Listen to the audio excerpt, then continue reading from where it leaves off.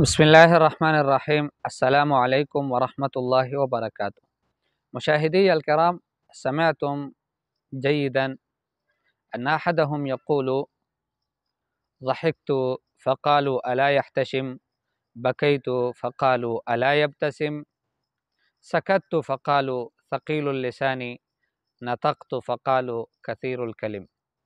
الناس لا يرضون بحالة واحدة، الناس يريدون منك أن تغير روتينك، لا يعجبهم أن يروك في بدلة واحدة، لا يحبون أن يروك جالسا في مكان واحد.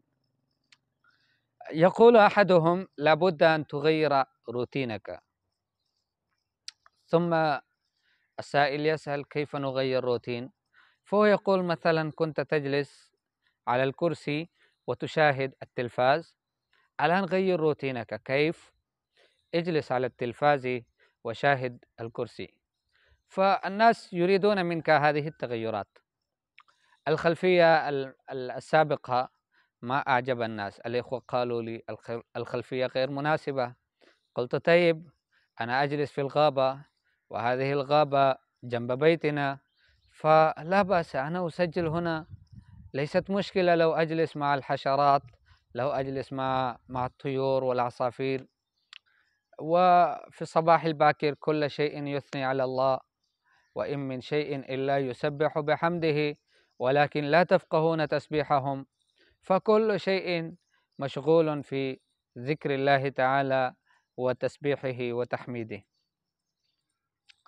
يقول النبي صلى الله عليه وسلم: من أصبح منكم آمنا في سربه معافا في جسده عنده قوت يومه فكأنما حيزت له الدنيا بحذافيرها.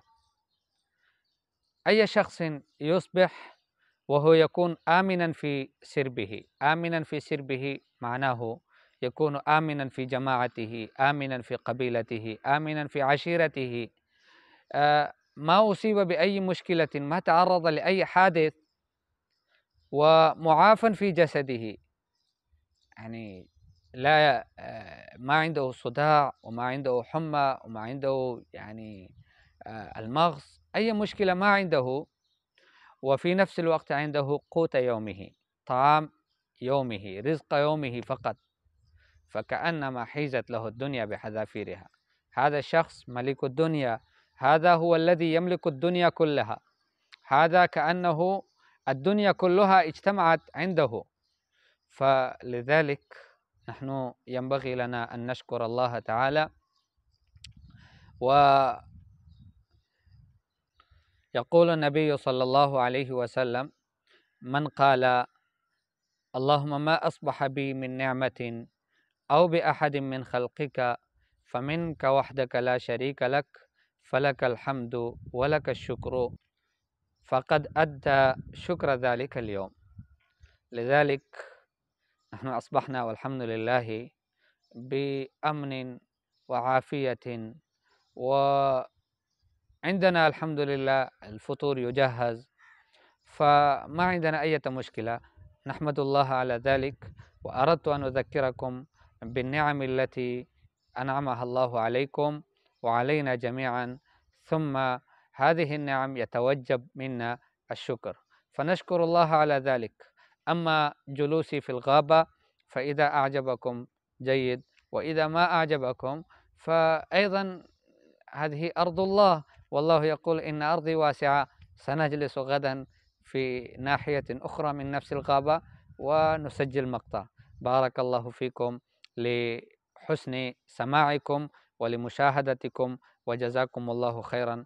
ها هنا ذباب واحد يتابعني منذ البداية وأزعجني كثيرا. أحد الملوك سأل عالما وقال له: الله تعالى له في كل شيء حكمة، أي شيء خلقه الله له فيه حكمة، فما حكمته في خلق الذباب؟ الله تعالى لماذا خلق الذباب؟ فقال هذا العالم، قال: فيه حكم كثيرة الله يعلمها، ولكن هناك حكمة واحدة التي أنا أعرفها، وهي أن الذباب هذا الله تعالى خلقه لينقص من غرور الحاكم الجابر. الحاكم يكون ذا سلطان وعنده حراس وعنده قوة، فمع كل هذه الحراس ومع كل هذه القلع الذباب يتابعه ويزعجه، وهو لا يستطيع أن يمنع من نفسه الذباب.